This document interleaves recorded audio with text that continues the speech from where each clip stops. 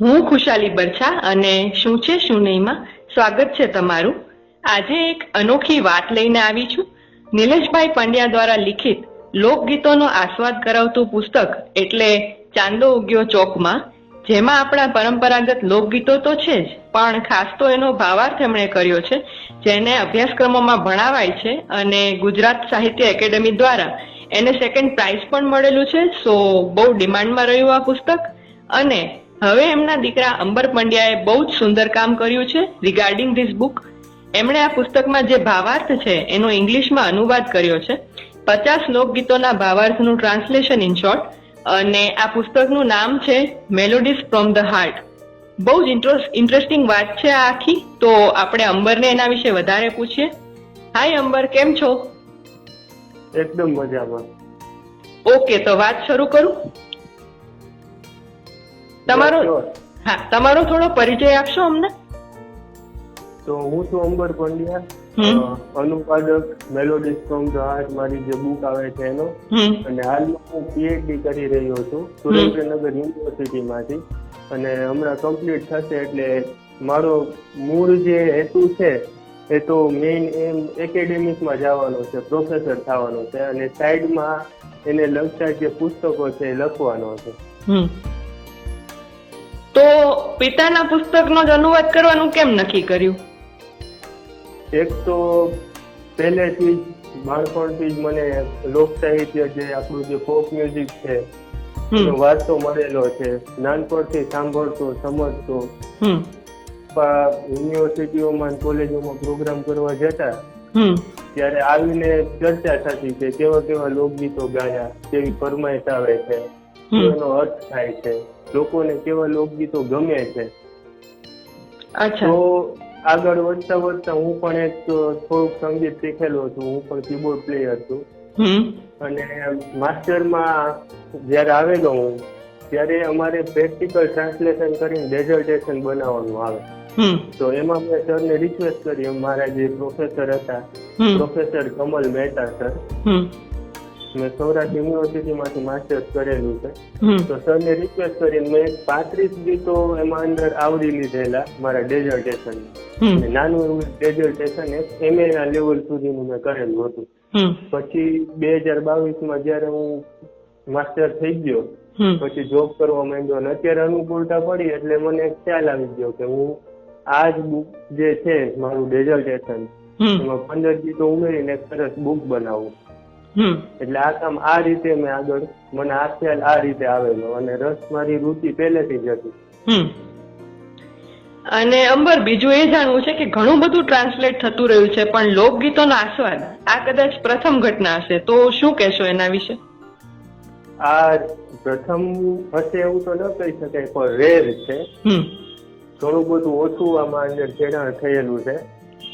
મને આ ખ્યાલ એટલે આવ્યો કે આપણે જે ગુજરાતી તળપદા શબ્દો છે, જેમ કે વાસીદું, વાસીદું આપણને ખબર છે કે જ્યાં ઢોર બાંધવાની જગ્યા હોય એની સાફ સફાઈ, તો ગુજરાતી તો પણ ખબર છે. એમાંય ગામડાના જે જીવન હશે એમને ખબર હશે, પણ શહેરમાં જે ગુજરાતીઓ વસે છે, અત્યારની પેઢી છે, જે નવી પેઢી છે, તો એ લોકોને અંગ્રેજી મીડિયમમાં ભણાવવાનો ક્રેઝ છે પાછો. એટલે વાસીદું નહીં ખબર હોય, કવલી ગાય એટલે કેવી ગાય નહીં ખબર હોય, બોલીઓ એટલે શું. તો આ બધા જે શબ્દો છે એની માહિતી, આપણે વારસાની માહિતી નવી પેઢી સુધી પહોંચે. અને નોન ગુજરાતી જે કમ્યુનિટી છે અને ઇવન વર્લ્ડના જે વિદેશીઓ, ફોરેનર્સ છે, તો આ આખું મને ખ્યાલ એટલે આવ્યો કે આ એક મોટો જેને કહેવાય વર્ગ છે આપણી પાસે અત્યારે. તો આ વર્ગને ધ્યાનમાં રાખીને મેં આ તળપદા શબ્દો જે છે એને ટ્રાન્સલેટ કર્યા અને એક પ્રયાસ કરેલો છે. બહુ જ રસપ્રદ છે, અને આ ટ્રાન્સલેટ કરવું તો બહુ જ અઘરું પડે, અને એના માટે તમને અભિનંદન. Thank you. અને હવે તમે પિતાના પગલે જ સાહિત્યમાં આગળ વધશો કે અન્ય કોઈ ધ્યેય છે? ના, મારું મુખ્ય ધ્યેય તો મારે પ્રોફેસર થવું છે, એક સારા અધ્યાપક થવું છે અંગ્રેજી સબ્જેક્ટના, અને સાથે સાથે પુસ્તકોનો અનુવાદ કરવો છે અને લખવા છે જે એકેડેમિકમાં કામમાં આવે, જે મારી વિષયને કામમાં લાગતા હોય એવા પુસ્તકો લખવા છે. અને અનુવાદ કરતા સમયે શું ધ્યાન રાખવું જોઈએ, તો તમે સલાહ આપી શકો તો અમારા લિસનર્સ માટે ઉપયોગી થશે. અનુવાદ કરતી વખતે છે ને, આમ તો અનુવાદના બે પ્રકારે અનુવાદ થતા હોય છે મુખ્ય. એક તો જે શબ્દથી અનુવાદ કરીએ, વર્ડ ટુ વર્ડ ટ્રાન્સલેશન જેને કહેવાય. તો આ પ્રકારનું ટ્રાન્સલેશન છે ને જનરલી આપણે લીગલ ડોક્યુમેન્ટ જે છે, કોર્ટની નોટિસ છે કે કોઈ પણ એવા ડોક્યુમેન્ટ છે, એમાં તમે વર્ડ ટુ વર્ડ ટ્રાન્સલેશન કરી શકો. જ્યારે તમારે એનો ભાવ છે, એનો અર્થ છે, એનો કોઈ જેને કહેવાય કે મતલબ ના હોય, એને આપણે ધ્યાનમાં ન રાખીએ તો પણ ચાલે.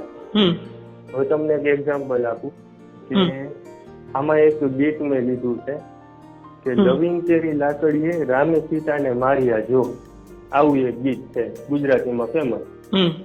તો હવે આનું વર્ડ ટુ વર્ડ ટ્રાન્સલેશન કરું તો શ્રી રામજી સીતા વિથ લો જેવું થાય. જો છે તો એને આપણે સી તરીકે વર્ણવ્યું, પણ વર્ડ ટુ વર્ડ ટ્રાન્સલેશન કરવાથી આ વસ્તુ ન થઈ શકે. અહીંયા સેન્સ પરસેપ્શન બીજો પ્રકાર છે, સેન્સ ટુ સેન્સ, એનો ભાવ સમજવો પડે. તો જયારે કોઈ પણ વસ્તુનો તમે ભાવ સમજીને એનું ટ્રાન્સલેશન કરો તો એ બીજો પ્રકાર છે. તો એ સાહિત્યમાં વધારે એનો ઉપયોગ થાય છે. તો આ બે પ્રકારના છે. એટલે જયારે પણ કોઈ પણ વસ્તુ સાહિત્યને લગતી હોય કે કોઈ એવી વસ્તુ હોય કે જ્યાં ભાવનું મહત્વ છે, એક સિચ્યુએશન બનતી હોય, જેમ કે દાદવ દીકરી વાગડ દેજો રે છે, આપણું જે છે ગીત, તો એક સ્ત્રીનો મનોભાવ છે, એનું જે દુઃખ છે એમાં અંદર વર્ણવવામાં આવેલું છે. તો અહીંયા આપણે સેન્સ ટુ સેન્સ કરવું પડે, વર્ડ ટુ વર્ડ ન થઈ શકે.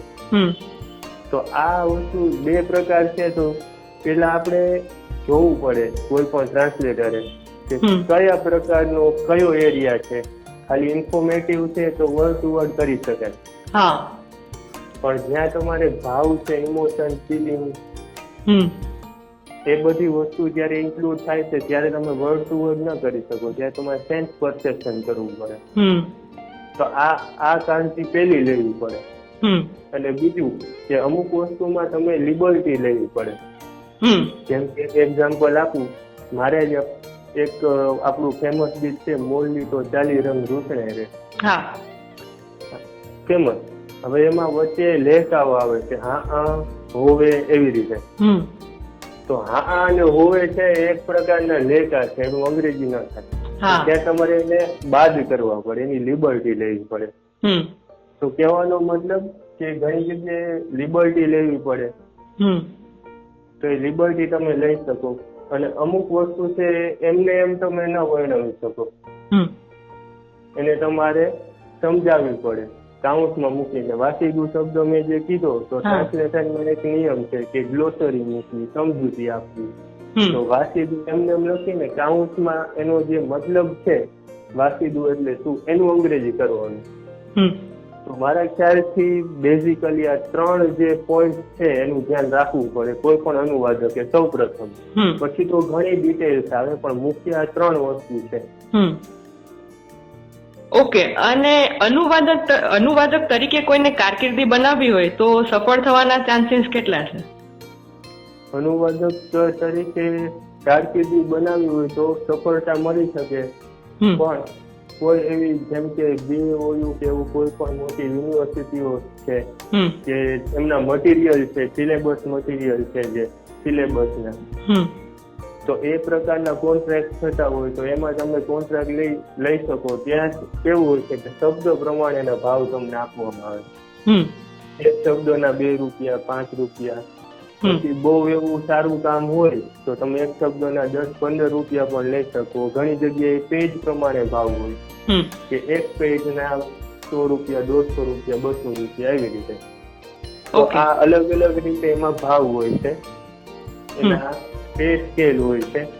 કામ ઉપર ડિપેન્ડ કરે કે કેટલા સમયમાં કરવાનું છે, કેટલી એમાં અંદર કેટલા વર્ડ છે. ઓકે. તો એના ઉપર રાખી અને ટ્રાન્સલેશનમાં પણ ઘણી બધી સારી કારકિર્દી બનાવી શકાય. તમારી પાસે એવી ભાષાની સારી એવી નોલેજ હોય, ગુજરાતી અને અંગ્રેજી આવડતું હોય, બંનેમાં પકડવું તો તમે એ પણ કરી શકો. ઓકે. અને આ તમે જે વાત કરી કે સેન્સ હોય, સેન્સ પ્રમાણે થતું હોય, તો એ બહુ જ સારી વાત રહી કે એનાથી વાચકોને પણ જે આપણે અસર નિપજાવવી છે એના માટે આપણે સક્સેસફુલ રહી શકીએ. એટલે તમે જે ટિપ્સ આપી એ બધી બહુ ઉપયોગી રહી અંબર, અને લાઈક ફાધર લાઈક સનની આ વાત અમને બહુ સ્પર્શી ગઈ, અને ભવિષ્યમાં તમે ખૂબ આગળ વધો એવી શુભેચ્છા. Thank you.